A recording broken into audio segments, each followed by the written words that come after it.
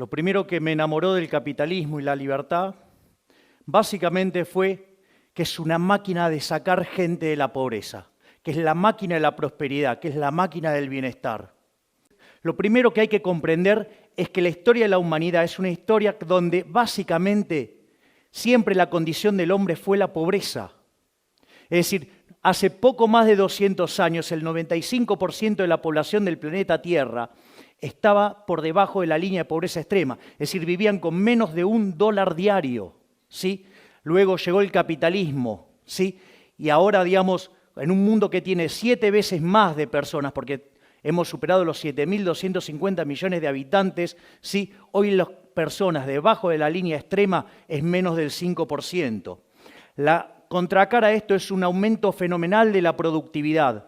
Si uno toma la historia desde el año 0 hasta el año 2000, el PBI per cápita se multiplicó por 12,9 veces. Sin embargo, en los años que van entre el 0 y el 1800, solamente subió 40%, todo concentrado justo después del descubrimiento de América. ¿Hasta qué? Hasta que llegó el capitalismo, sí, que generó la revolución industrial, y a partir de ahí, sí, el PBI se multiplicó por más de 9 veces. Entonces, ¿dónde está la lógica de esto? ¿Qué es lo que sostiene toda esta magia? La libertad. Es el modelo de la libertad. Es decir, aquellos países que son más libres crecen más que el doble de aquellos que son reprimidos, ¿sí? ¿Y cuál es la consecuencia? Que aquellos que son más libres tienen un PBI per cápita casi 8 veces más grande que el PBI per cápita de los países reprimidos. No solo eso, sino que además el decil más bajo de la distribución, es decir, los que peor están, ¿sí? Ganan 11 veces más de lo que ganan los países reprimidos. Y es más, si ustedes se fijan, los del decil más bajo, es decir, los más pobres en los países libres, ¿sí? Tienen el doble de ingreso que el ciudadano promedio, ¿sí? Del país reprimido. Pero como la distribución del ingreso lleva un formato de una chi cuadrado, una log normal, eso significa que el 75% de la población aproximadamente vive menos que con el ingreso promedio. Con lo cual, acá quedaría bien claro que es mucho mejor ser cola de león que cabeza de ratón. Es decir, es mejor ser el último orejón del tarro en un país libre, ¿sí? Que ser un jerarca en un país reprimido. Es más, no solo eso, sino que además en los países que son libres la pobreza es 25 veces menor, ¿sí? Y no solo eso, sino que además, sí, la gente vive más. Lejos de esa falacia del hombre de paja que se le acusa al capitalismo que nos quiere de todos iguales, no. Es decir, gracias a Dios somos todos distintos, somos todos desiguales y eso permite que cada uno nos especialicemos en aquello que somos relativamente mejores, algo como que se conoce como la ley de asociación de Ricardo. ¿Sí? Eso permite, ¿sí? Que cada uno de nosotros nos especialicemos, ¿sí? Y nos veamos obligados a lo que es la quinta institución del capitalismo, que es la cooperación social. Ustedes no pueden ser exitosos en el capitalismo sin servir al prójimo con bienes de calidad a un mejor precio. Es decir, ustedes podrían odiar al otro. Sin embargo, como su progreso económico y su bienestar material, ¿sí? Depende sustancialmente de que su producto sea elegido por el otro, lo tienen que tratar bien aunque lo odien. Es decir, como decía Bastiat, donde entra el comercio, no entran las balas. Se basa todo en cooperación social y ustedes solamente pueden triunfar satisfaciendo las preferencias del prójimo. Entonces, pero me vienen después con los nórdicos. No, porque el socialismo de los nórdicos. A ver, vamos a ver qué es de los nórdicos. Por ejemplo, miren estos muchachos. Posición en Doing Business. Miren todo lo bien que están los nórdicos en Doing Business. Miren lo bien que están los nórdicos en libertad económica. Miren dónde están los nórdicos en materia de mercado laboral desregulado. Y miren dónde están los nórdicos en respeto de los derechos de propiedad. Es decir, de socialismo creo que le quedaron solamente los altos impuestos, los cuales además lo empezaron a bajar sustancialmente, por ejemplo, después de que quebraron a fines de los 80. Es decir, que de socialismo solo tiene el nombre, porque en realidad son más pro mercado de lo que la gente se cree.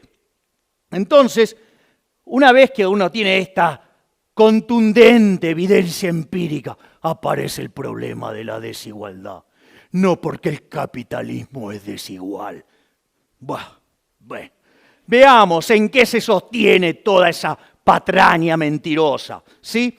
Primero, digamos, el problema en los socialistas que parten de una teoría del valor, que es una teoría del valor estúpida, o sea, llamada teoría del valor trabajo. Es como que ustedes, digamos, para determinar el precio de algo, ¿sí? Ustedes pueden sumar los costos. Es como que, digamos, que uno quisiera, digamos, producir vino en una sociedad, entonces toma el costo de la uva, el costo de la botella, el costo de la etiqueta, el costo del corcho, le pone un margen y con eso vende.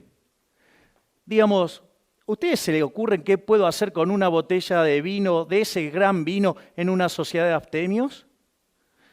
Bueno, me imagino que estará aumentando la producción de vaselina en este mismo momento.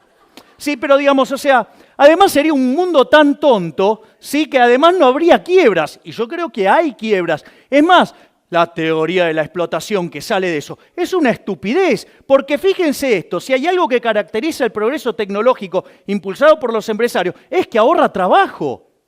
¿Cómo? Está explotando a los trabajadores y utiliza tecnología que ahorra trabajo, es decir, para reducir la explotación.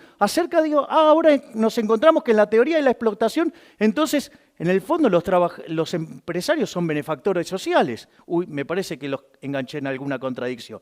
Por eso, digamos, la teoría económica avanzó hacia la teoría subjetiva del valor, donde, digamos, los precios se determinan por las preferencias y la escasez.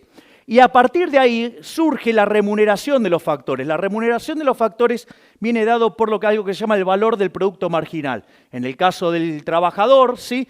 Sería el valor del producto marginal del trabajo, es decir, el salario, que se compone de dos elementos. El precio, donde intervienen las preferencias y la escasez, con lo cual a ustedes no les puede ir bien sin servir al prójimo con bienes de calidad a un mejor precio, porque si no hay quiebras y el precio es cero. ¿Sí? Y por otro lado, tiene que ver también con ¿qué? Con la productividad. Entonces, si ustedes generan algo que sirve al mercado, que sirve a la gente, que le arregla la vida a la gente y además son productivos, se van a llenar de plata. Pero está bien que así sea porque van a ser benefactores sociales. Entonces, eso permite ver de qué va la distribución del ingreso.